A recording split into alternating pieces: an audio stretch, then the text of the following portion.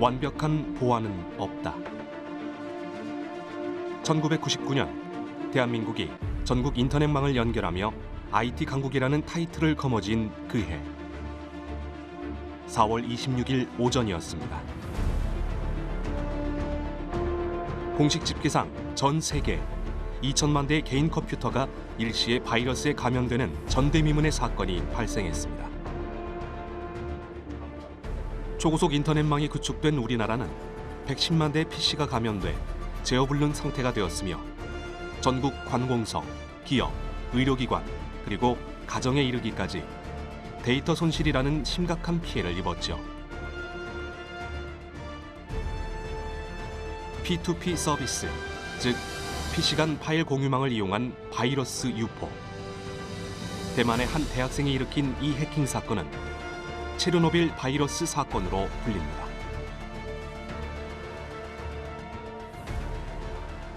바이러스 활동 시기가 체르노빌 원자력 발전소가 폭발한 4월 26일과 같아 붙어진 이름인데요. 20여 년 전 그날로 인해 우리나라 인터넷 시장의 허점과 바이러스의 위험성이 고스란히 드러났습니다. 이후 국가적 보안 체계와 산업이 구성돼 해킹에 대한 대책이 이루어지고 있지만 사이버 테러는 네트워크의 진화 과정 속에서 끊임없이 발생했고 그 피해는 정보의 가치가 커진 만큼 눈덩이처럼 불어나고 있습니다. 정보의 보안이 곧 개인의 보안과 직결되는 지금, 우리는 해커들의 공격에 대비해 어떤 방어책을 마련하고 있을까요? 블랙 해커와 화이트 해커, 그 창과 방패의 대결 가운데 소중한 정보를 지켜낼 수 있는 방법을 알아봐야 할 것 같습니다.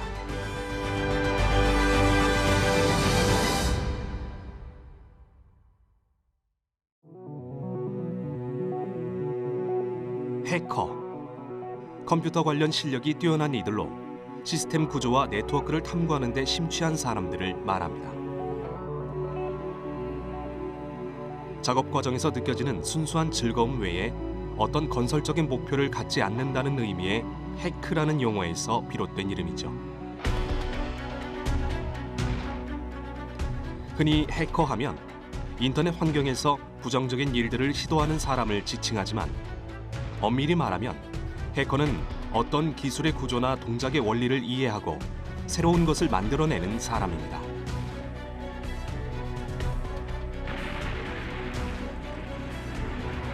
해커가 세상에 드러난 시기는 제2차 세계대전 당시 영국이 독일군의 암호 생성 장치인 애니그마를 해독하면서부터입니다. 애니그마는 문장의 글자 배열을 누구도 이해할 수 없도록 바꿔 2200만 개의 암호 조합을 만들어내는 암호 생성기였는데요. 나치는 이 전자기계 장치를 이용해 암호문을 만들거나 암호화된 메시지를 푸는데 활용했죠. 결국 전쟁의 승패는 나치의 암호 체계를 분석하는 데 있었습니다. 이때 영국의 천재 수학자 앨런 튜링이 애니그마를 해독할 수 있는 특수 장치를 개발하면서 독일군의 행보를 파악했고 결국 연합군을 승리로 이끌 수 있었습니다.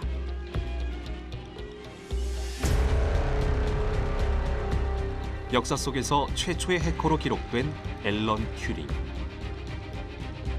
애니그마의 동작 원리를 수년에 걸쳐 분석하고 시스템의 취약점을 찾아내 해독기를 만들어냈다는 점에서 현재의 해킹 패턴과 유사한 점을 확인할 수 있는데요. 사이버상의 공격과 방어는 분석과 탐색에서 출발하며 누가 어떤 무기를 선택하든지 분석을 바탕으로 상대의 약점을 찾아내야만 목표를 달성한다는 겁니다. 때문에 같은 실력을 지닌 해커라도 목표가 무엇인지에 따라 종류를 구분할 수 있는데요. 바로 블랙 해커와 화이트 해커입니다. 다른 이들의 컴퓨터에 무단으로 침입해 데이터를 훔치고 시스템을 망가뜨리며 자료 열람을 막아놓은 후 돈을 요구하는 이들. 블랙 해커는 악의를 가지고 타인의 컴퓨터를 조작해 사적인 이익을 취하는 범죄자입니다. 블랙 해커와 동일한 의미로 사용되는 용어로는 크래커를 들 수 있죠. 반면 화이트 해커는 자신의 실력을 블랙 해커를 방어하는 데 사용합니다. 컴퓨터 네트워크의 취약점을 찾아내 보안 체계를 단속하고 블랙 해커가 해킹을 할 수 없도록 방어력을 강화하는 사람들. 화이트 해커는 다른 말로 정보 보안 전문가라고 부릅니다. 블랙 해커가 공격 기술을 창으로 사용한다면 화이트 해커는 이를 막는 방패를 주 무기로 사용하는 셈이죠. 화이트 해커의 역할을 조금 더 깊게 이해하기 위해선 먼저 해킹 범죄의 수법과 진화 추세를 살펴볼 필요가 있습니다. 1999년 체르노빌 바이러스 사건이 P2P 파일 공유망을 이용한 바이러스 유포였다면 2003년 일리오 대라는 슬래머 웜으로 인터넷 접속 장애를 일으킨 사건이었습니다. 슬래머 웜이라고 해서 그 당시 유행한 웜이 있었는데 그 웜이 도메인 네임 서비스라고 해서 인터넷 서비스의 핵심적인 서버를 마비시켜갖고 일반 개인이 인터넷을 사용할 수가 없었습니다. 상당히 오랜 시간 동안 8시간이나 9시간 정도요. 그리고 그 웜에 감염된 PC들이 전부 다 이제 다운이 돼서 복구가 불가능한데 새로 다 이제 인스톨을 해야 될 만큼 이제 큰 피해가 있었습니다. MS사의 데이터베이스 관리 시스템인 SQL의 허점을 이용해 특정 포트로 서버를 공격하며 인터넷 연결을 마비시킨 사건. 30분 이내 전 세계 7만 5천 개의 시스템이 감염됐고 국내에선 8,800개의 서버가 감염되어 전국적으로 약 9시간 동안 인터넷 접속이 두절됐죠. 2009년 7월 7일엔 피해액만 500억 원이 넘는 해킹 사건이 벌어졌습니다. 국내에선 청와대, 국회, 국방부, 그리고 주요 언론사가 디도스 공격을 당했고 해외에선 미국 백악관과 국무부 또한 공격 대상이었는데요. 3일간 지속된 해당 기관들의 시스템 마비 상태는 사회적, 경제적 측면에서 치명적인 피해를 낳았습니다. 나라를 뒤흔들었던 해킹 사건들. 이 두 가지의 사건에 공통적인 키워드가 있다면 바로 디도스 공격입니다. 그 원리를 이해하기 위해 우리는 해킹에 관련한 몇 가지 용어들을 정리할 필요가 있는데요. 악성 코드는 크게 바이러스와 트로이 목마, 그리고 웜 이렇게 세 가지로 구분할 수 있습니다. 전파 능력은 바이러스와 웜이 가지고 있고 각각의 형태는 기생, 위장하거나 혹은 독자적으로 존재합니다. 전파 경로를 보면 네트워크를 통해 스스로 전파되는 웜을 제외하고 사용자에 의해 옮겨지거나 실행되죠. 해커들은 다양한 악성 코드를 이용해 공격 전술을 짭니다. 특히 인터넷망이 확산된 2000년대 초반부터 현재까지 네트워크 마비를 일으키는 대규모 디도스 공격이 이루어지고 있는데요. 디도스 공격이란 악성 코드 유포로 여러 대의 컴퓨터를 감염시켜 놓은 후 해커가 원격 조종이 가능한 좀비 PC를 활용해 특정 사이트를 공격하는 방식입니다. 목표 사이트에 대량의 트래픽을 일으켜 서버를 마비시키는 것이 해커의 목적이죠. 자신도 모르게 악성 코드에 감염돼 해커가 원하는 일자에 좀비 PC로 돌변해버리는 불특정 다수의 컴퓨터들이 동원된다는 점이 디도스 공격의 특징이라고 할 수 있습니다. 특정 데이터를 인질로 삼고 금품을 요구하는 해킹 방식도 있습니다. 랜섬웨어, 몸값과 소프트웨어의 합성어인 만큼 해커는 대상 컴퓨터 시스템을 잠그거나 데이터를 암호화해 협상을 시도합니다. 오직 해커 자신만이 암호를 풀 수 있도록 시스템을 장악하고 협박하는 것이죠. 만약 대상이 의료기관이나 디지털 헬스케어 분야라면 사람들의 생명과 건강을 담보로 위협을 가하는 행위입니다. 해커들의 주요 침입 경로는 바로 이메일 첨부 파일. 그들은 다양한 메일 제목으로 파일 열기를 유도하는데요. 대부분의 악성 파일은 공공기관 사칭, 이력서, 거래명세서 등을 위장한 것으로 그 수법이 점차 교묘해져 이메일을 통한 피해 사례는 꾸준히 증가하고 있습니다. 가장 쉬운 유형으로 이제 이메일의 악성 코드를 첨부해서 해커의 목적을 달성하기 위해서 어떤 특정 사용자에게 이제 이메일을 보내서 악성 코드를 유포시키는 스피어 피싱이 유행하고 있고요. 두 번째로는 이제 소프트웨어의 자동 업데이트가 이제 거의 기본적인 이제 사항인데요. 그 자동 업데이트 시스템을 해킹을 해갖고 IT 시스템이나 소프트웨어를 해킹하는 이제 그런 사례가 많이 존재하고 있습니다. 데이터를 파괴시키고 서버를 마비시키며 이를 통해 협박을 일삼는 블랙 해커들. 그들로 인한 해킹 피해를 대중이 직접 체감하기 시작한 건 개인정보의 가치가 대두되기 시작한 2000년대 초반부터였는데요. 대표적인 사건으로 2008년 인터넷 경매 사이트 A사 해킹 사건을 들 수 있습니다. 무려 1,800만 개의 회원 주민등록번호가 유출된 겁니다. 2008년에 터졌던 옥션 해킹 사건은 우리나라에서 주민등록번호가 대규모로 유출된 사건 중에서 거의 첫 사례로 꼽을 수 있는 사례입니다. 해킹 원인은 상당히 좀 어이가 없다고도 할 수가 있는데요. 웹서버 중에서 아파치 톰캣이라는 웹서버 프로그램이 있습니다. 말 그대로 그 서비스를 하기 위해서 서버에서 돌아가고 있는 소프트웨어입니다.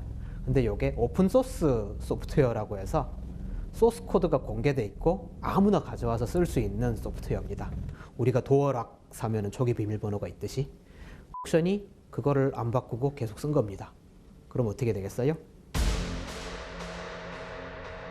해커는 오픈소스 프로그램을 통해 관리자 비밀번호 초기 값으로 접속 가능한 서버를 찾아냈고 개인정보 1,800만 건을 유유히 가지고 나왔습니다. 이 개인정보가 어떻게 사용됐는지 알 수는 없지만 분명한 건 유출된 주민등록번호는 당사자에게 있어 그리 좋은 환경에 놓여 있지 않을 거라는 겁니다. 그렇다면 사건의 주범인 해커는 어떻게 됐을까요? 결과적으로 해커는 사라지고 또 다른 가해자가 등장했습니다. 해킹 사건의 피해자는 특정 사이트에 등록된 이용자들. 하지만 가해자는 해커만이 아닙니다. 사이트를 운영한 사업자 또한 해당하는데요. 사업자가 회원들의 정보를 잘 지키지 못했고 보안을 위한 노력이 허술했다는 점에서 피해자들은 사업자에게 피해 보상을 요구할 수 있었던 것이죠. 하지만 당시는 개인정보 유출에 관한 과징금 부과 근거 조항이 없었기 때문에 해당 사업자는 어떠한 처분도 받지 않았습니다. 이용자들이 옥션이 보안을 똑바로 안 해서 내 개인정보가 유출됐으니까 손해배상하라라고 민사소송을 제기를 했습니다. 그런데 의외로 법원이 옥션은 책임이 없다라고 판결을 했습니다. 왜 그렇게 판결을 했느냐 하면 그 당시에 그 개인정보 보안을 제대로 못했을 때 과태료를 때리는 기준이 있었습니다. 과태료 맞을 짓을 안 했으니까 법률상 책임이 있다고 보기가 애매하다라고 법원에서 본 거죠. 그리고 많은 정보보호 전문가들은 아마 있다고 생각을 할 겁니다. 그런데 옥션이 소송 대응을 너무 잘했던 거죠. 그래서 책임을 벗었습니다. 그런데 지금은 우리나라 법원이 그렇게 넉넉하지 않습니다. 그 당시는 2008년 이후 개인정보 유출로 사업자들의 법적 책임을 묻는 법원의 판결은 쭉 이어오고 있습니다. 3,750만 원에 특히 2014년 방송통신위원회가 해킹 사건에 대해 과징금을 부과하기 시작한 이후 사업자의 법 위반 책임이 인정되고 있는 추세인데요. 아이러니하게 해커가 피의자가 된 경우는 찾아보기 힘듭니다. 그 이유는 개인정보가 유출된 이용자의 입장에서 타국에 있을지 모를 해커보다는 현실적인 변제력이 있는 대형 사업자에게 책임을 묻는 것이 더 쉽기 때문일 텐데요. 더욱이 국가가 개입돼 사업자에게 제재를 가하는 건 개인정보가 유출됐을 때에 한정하기 때문에 개인정보 유출 사건은 해커가 없는 구도로 해킹 재판이 이루어지는 것이죠. 그렇다면 여기서 궁금한 점이 생깁니다. 해커가 훔쳐간 수많은 개인정보는 어디에서 어떻게 사용되고 있을까요? 근데 요즘은 어떤 기법이 유행하냐면 아이디 패스워드 데이터베이스가 돌아다닙니다. 역대 웹사이트에서 유출된 아이디 패스워드가 암시장에 돌면은 이거를 해커가 뚫고자 하는, 예를 들어서 썸 웹사이트다. 거긴 돈이 있으니까 그거 아이디 패스워드 창에 그냥 자기가 가지고 있는 아이디 패스워드 셋을 쭉 넣어봅니다. 그러면 어떻겠어요? 제가 예를 들어서 똑같은 아이디 패스워드를 어떤 유출된 사이트에서 쓰고 있었습니다. 요거를 썸에서 제가 똑같이 돌려서 쓰고 있었다 라고 하면 제 계정 털리겠죠. 제 비트코인도 털릴 수도 있겠죠. 그거를 크리덴셜 스토핑이라고 합니다. 요즘 해커들 사이에서 적은 기술로도 쉽게 성공시킬 수 있는 해킹 공격이라고 해서 요즘 많이 유행하고 있습니다. 컴퓨터 과학의 발전과 네트워크로 이른 초연결 시대. IT로 진화된 지금의 세상은 해커들에게 있어 새로운 스킬을 시도할 기회의 공간일지도 모릅니다. 무엇보다 해킹을 통해 개인의 보안부터 국가의 안위까지 좌우할 수 있다는 것이 증명된 지금, 우리에겐 아주 견고한 방어 시스템이 필요합니다. 블랙 해커의 날카로운 창을 막을 수 있는 부적의 방패. 이제 화이트 해커의 역할과 생활 속 정보 보안의 필요성을 짚어볼 차례입니다.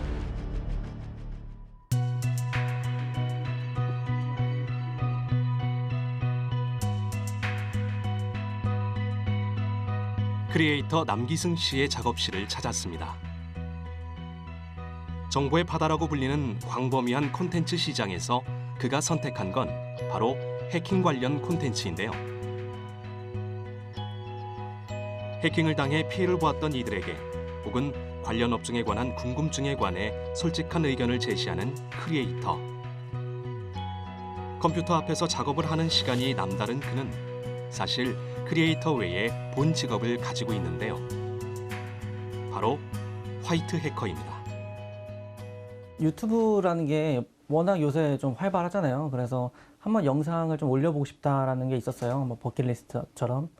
그래가지고 한번 브이로그 같은 거를 찍어서 올렸는데 의외로 어린 친구들이나 학생분들이 뭐 질문도 많이 해주고 답변을 달아줘가지고 그런 거에서 좀 필요성을 느끼겠다 싶어서 화이트 해커는 이렇게 일합니다 라는 어떤 뭐 실제 모습을 좀 보여주다 보니까 더 뭐 질문들도 막 해주고 해가지고 거의 뭐 지금까지 1년 정도 이렇게 온 것 같아요.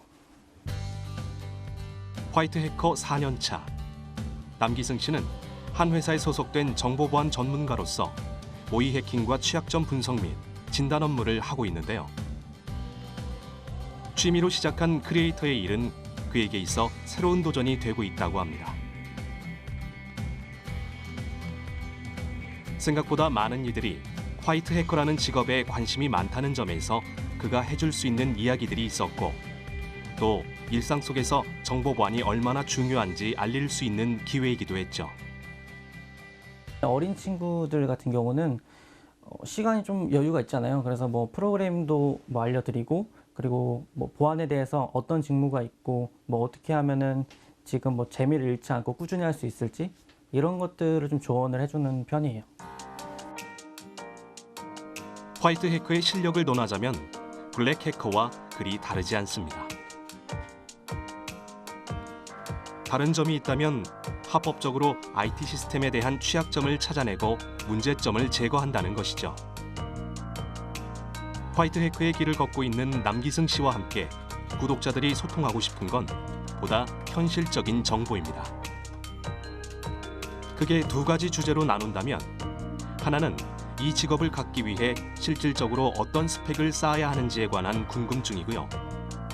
또 하나는 해킹의 표적이 되거나 이로 인해 컴퓨터에 문제가 발생했을 때 어떻게 대처할 수 있는가, 혹은 해킹을 예방할 수 있는 방법에 대한 겁니다.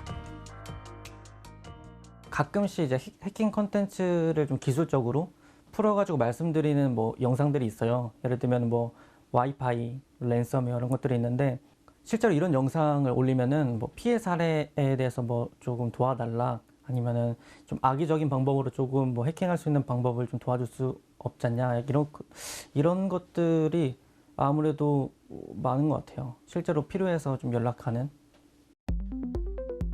생각보다 많은 이들이 해킹의 피해를 입고 있다는 사실을 체감한다는 남기승 씨. 컴퓨터와 네트워크 사용이 일상이 되어버린 현대인들이라면 컴퓨터의 이상 증세에 예민하게 반응할 수 있을 텐데요. 컴퓨터의 이상 증상을 발견하더라도 악성 코드에 감염됐다면 이를 해결할 방법을 찾기란 쉽지 않은 일입니다. 때문에 전문가에게 도움을 요청할 수밖에 없죠.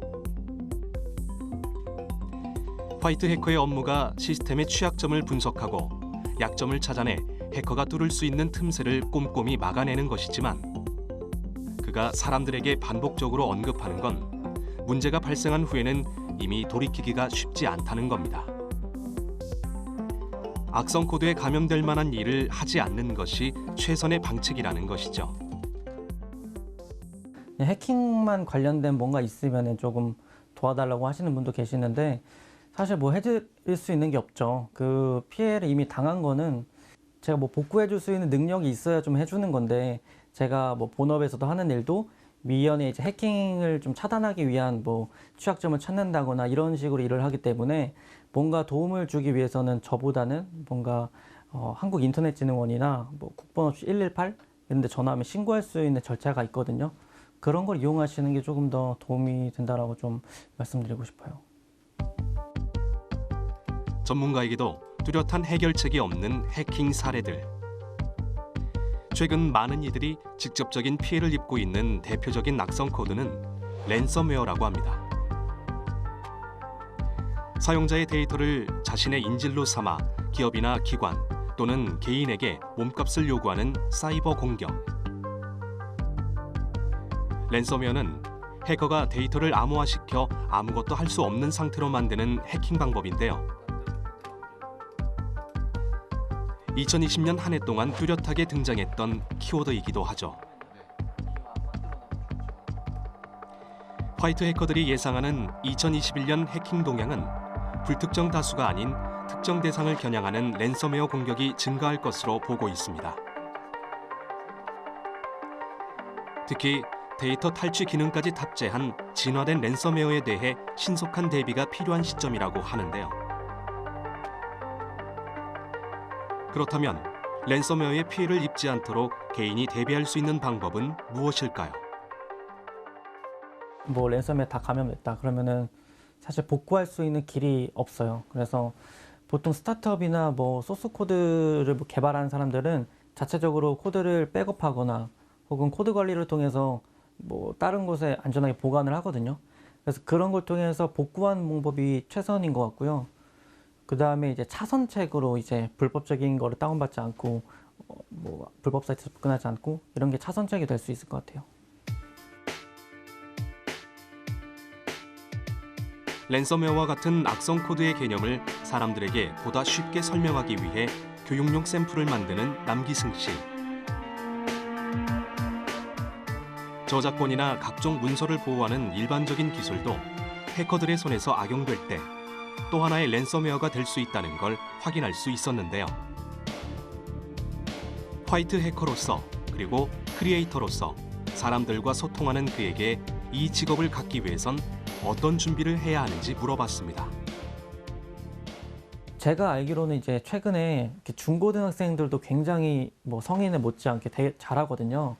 그런 학생들에게 좀 물어봤을 때는 기본적으로 이제 온라인 커뮤니티나 뭐 블로그 같은 데 이제 집단지성이 많이 이루어져 있어가지고 자기가 뭔가 모르겠다 하면은 다 알려주는 그런 사이트들이 많거든요. 그래서 그런 것들로 독학을 하기도 하고 보통 이제 해킹에 이제 입문한 계기는 재밌어서예요. 자기가 뭐 게임을 하다가 조금 뭐 개발자가 의도한 거를 좀 벗어나서 뭐 능력치를 좀 더 올릴 수 있지 않나 이런 것들을 뭐 사이트 찾아가면서 알아본다거나 그런 프로그램을 이용해보면서 알아가는 거죠. 최근에는 이제 청소년 해킹 대회 이런 데도 많이 열려 있다 보니까 그런 걸로 아마 뭐 해커가 되는 데는 뭐 어렵지 않게 될 수 있을 것 같아요. 다만 뭐 해커마다 이제 수준 차이는 좀 있으니까 그런 거 감안하시면은 화이트 해커가 되는 게 그렇게 어렵진 않다. 생각합니다.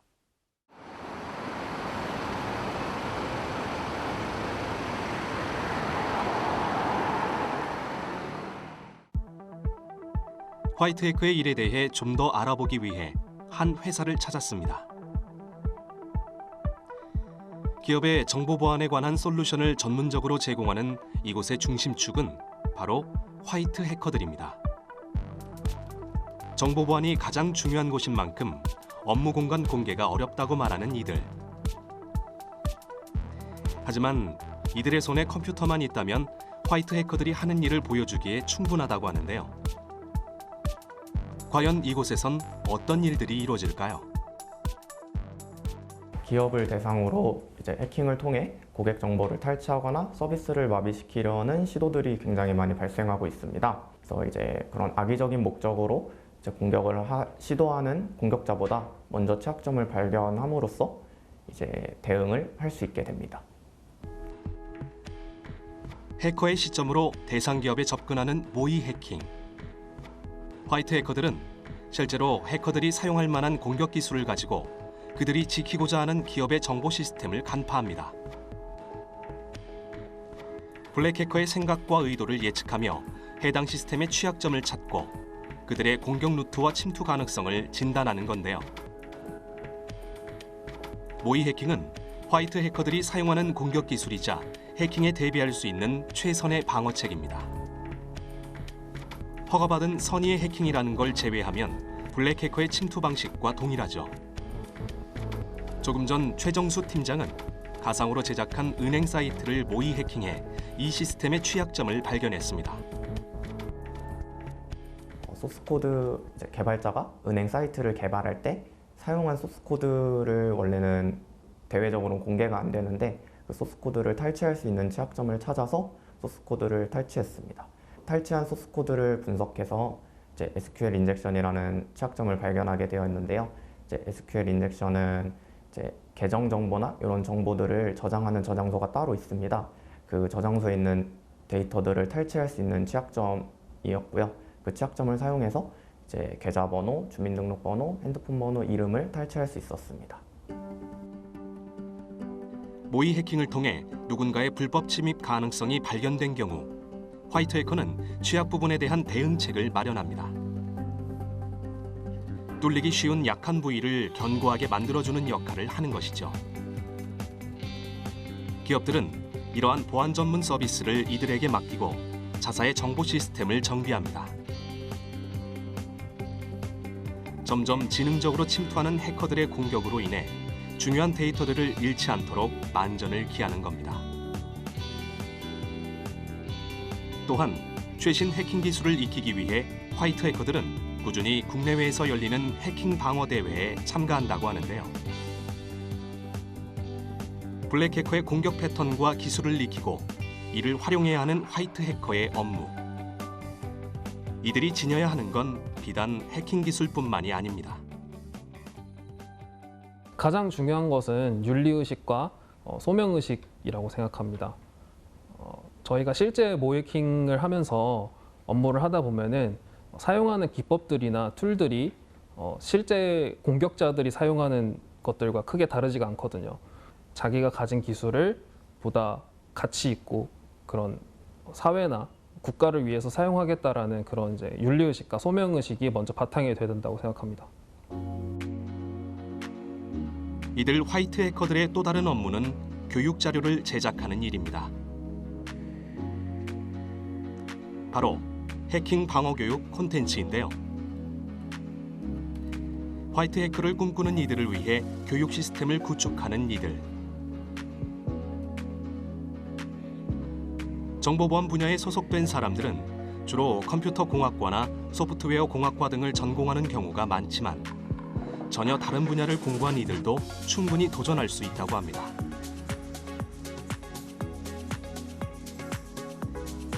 최신 기술을 빠르게 습득하는 일이기에 끊임없이 도전하고 공부하는 것에 즐거움을 느끼는 이들이라면 화이트 해커가 될 수 있는 방법을 다양하게 찾을 수 있죠. 사실 이쪽 분야가 정형화된 그런 교육 방법이라든가 그런 것들이 없다 보니까 처음에는 이제 개발부터 시작을 해서 개발 보안 관련해서 이제 공부를 하다가 이쪽 분야로 넘어오게 된 케이스들이 굉장히 많습니다. 개발을 먼저 시작을 하시고 그다음에 이제 개발에서 발생할 수 있는 취약점들을 이제 좀 이렇게 역으로 공부를 하다 보면은 아무래도 실력이 더 빨리 늘 것 같습니다.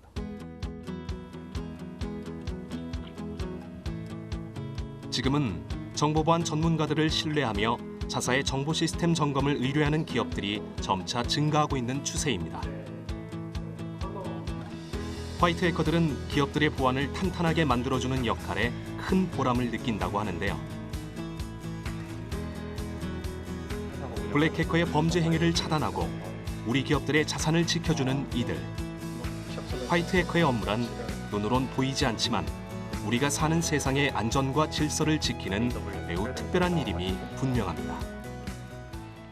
모이해킹을 하면서 이제 취약점을 발견하게 되면은 이제 이 취약점이 순간 금전적으로 이렇게 생각을 했을 때 내가 이 취약점을 악용하게 되면 얼마를 벌 수 있을까라는 생각을 잠깐 상상을 하곤 합니다. 이제 이런 상상을 하게 되면은 상상하고 나서 누군가의 엄청난 큰 금액이라든지 이런 정보들을 지켜줬다는 것에 뿌듯함을 느끼고 그것의 매력을 느끼고 있습니다. 취약점이 없는 정보 시스템은 과연 존재할까요? 수많은 데이터가 생산되는 세상. 정보라는 무형의 재화가 그 어떤 금은보화보다 가치가 높아진 세상. 그 중심에서 소프트웨어를 개발하는 최종 주체는 바로 사람입니다. 휴먼 에러. 사람이 개입되기에 허점이 없는 완벽한 시스템의 구축이란 존재할 수 없다고 전문가들은 말합니다. 때문에 데이터를 보호할 수 있는 새로운 기술의 등장이 끊임없이 요구되는 것이죠.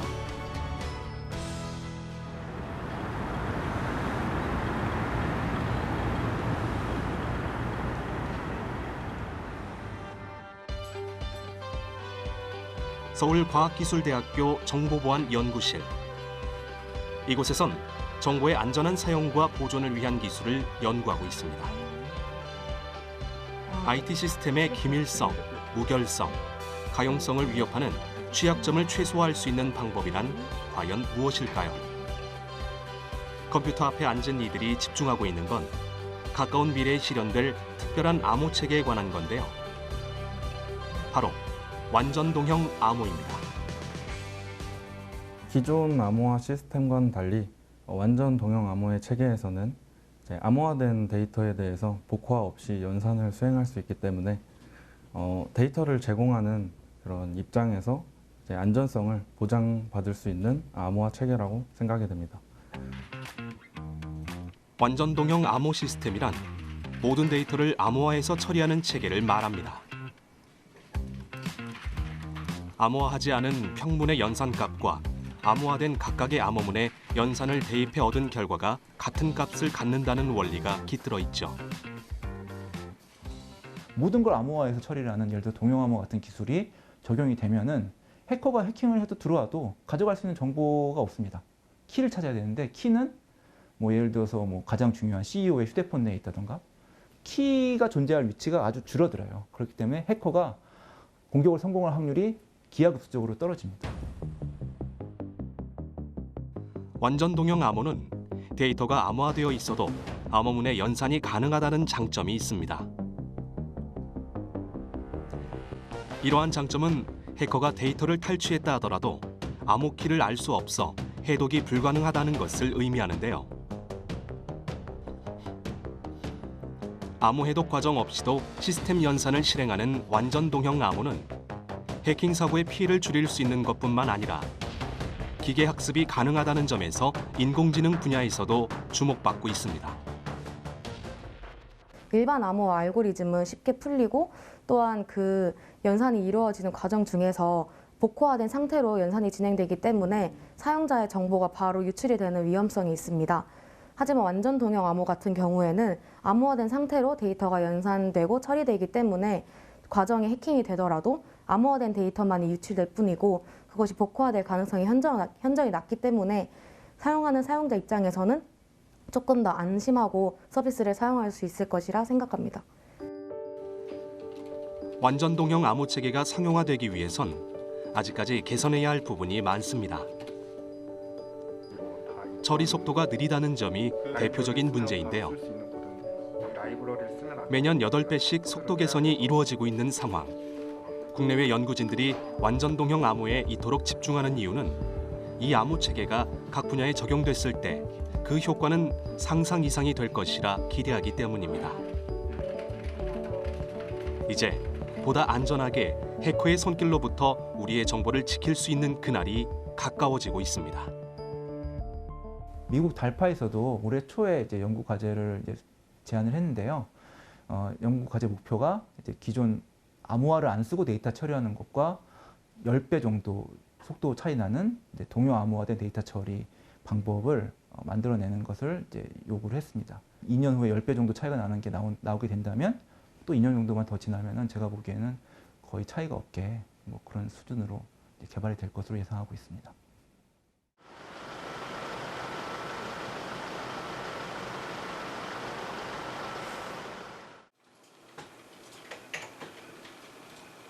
해가 서서히 저무는 시간, 대학교 캠퍼스에 남아있는 이들이 있습니다. 컴퓨터 키보드 소리만이 가득한 공간. 학생들이 오래도록 집중하고 있는 건 컴퓨터 속 코딩 언어들인데요. 이들은 정보보안 암호 수학과 동아리 멤버들입니다. 네, 저희 카스 같은 경우는 주로 연구 활동을 하는 동아리입니다. 연구 주제 같은 경우는 블록암호나 해시함수와 같은 암호와 관련된 그런 지식들을 연구하는 동아리이고, 그거와 별개로 디지털 포렌식과 같은 분야도 연구를 하고 있습니다. 젊은 패기로 하고 싶은 일에 당당히 도전하고 있는 이들. 각종 학술 대회나 암호 경진 대회에 참가해 지식과 경험을 쌓으며 꿈을 향해 한 걸음씩 나아가고 있는데요. 학생들의 목표는 화이트 해커로서 각 분야에서 활약하는 겁니다. 다 함께 모여 열띤 토론을 하고 싶은 이들이지만 지금은 코로나19로 인해 화상회의만이 소통의 창구가 되고 있는데요. 매주 온라인에서 만나 의견을 나누는 시간.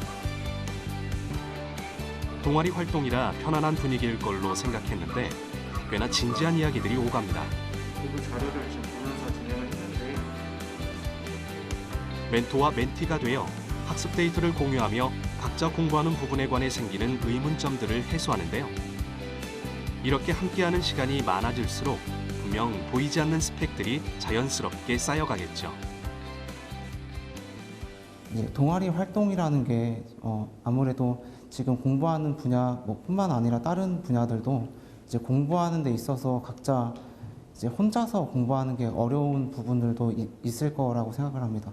한 명이라도 더 많이 머리를 모아서 같이 생각을 하고 이제 뭐 세미나도 열고 그런 식으로 토론을 하면서 이제 같이 공부하는 기회가 있기 때문에 좋은 역할을 한다고 생각을 합니다.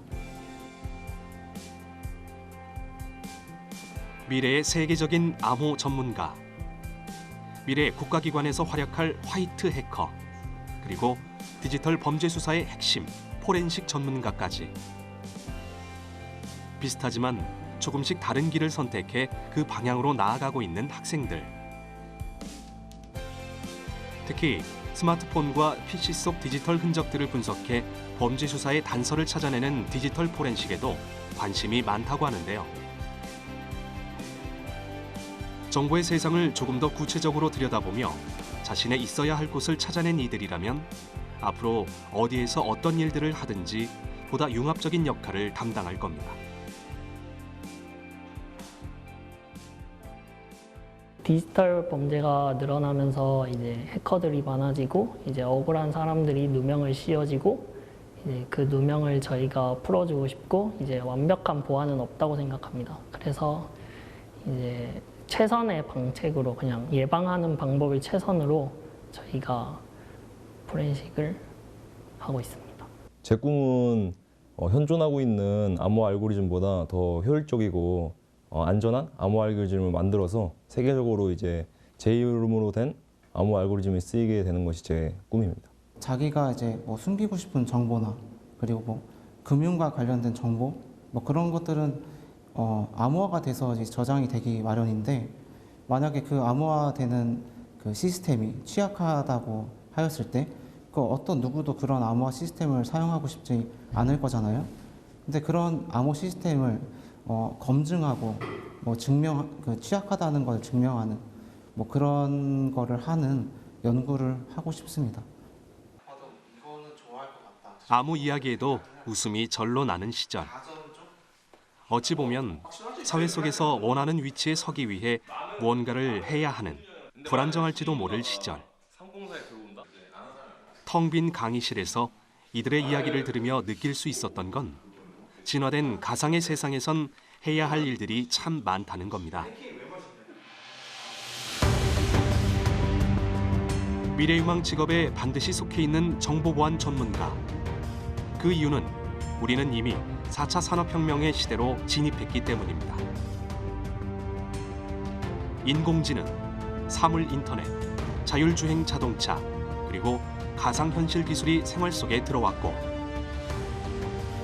ICT의 융합은 세계를 우리의 앞마당처럼 누빌 수 있도록 만들어주고 있죠. 하지만 빛이 있으면 그림자가 있는 법. 디지털 세상이 현실과 유기적으로 연결되면서 정보보안의 취약점은 해킹을 통해 물리적인 피해로 이어지고 있습니다. 예를 들면 생과 사가 오가는 병원의 시스템이 해킹을 당하면 환자의 생명이 위협당할 수도 있고 자율주행 자동차가 해커의 기술로 통제력을 잃거나 사고로 이어질 수도 있죠. 유럽연합은 2018년 강도 높은 개인정보 보호 규정인 GDPR을 적용하며 개인정보를 다루는 기업과 단체에게 강제성을 부과했습니다. 광범위한 GDPR의 규정을 준수하기 위해선 취약점 보안에 관한 시스템 점검과 화이트 해커의 영입이 필요하며 이를 위반했을 땐 강도 높은 과징금이 부과됩니다. 개인정보 보호에 관한 기업의 의무 강화를 국가적으로 제도화한 것이죠.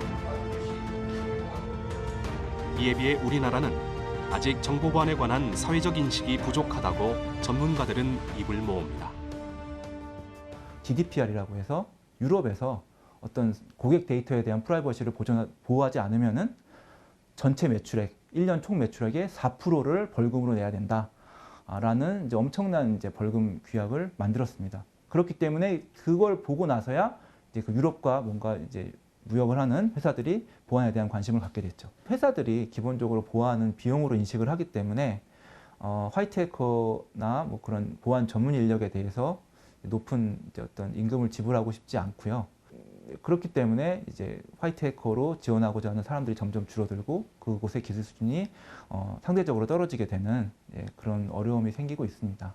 근본적인 대책이라고 하면은 아무래도 제도적으로 풀어야 될 겁니다. 우리나라 같은 경우에는 선진국 반열에 들어간 지 아직 얼마 안 돼서 그런지 보안은 비용이라고 생각하고 그 비용을 아까워하고 비용을 절감하려는 기관들이 많습니다.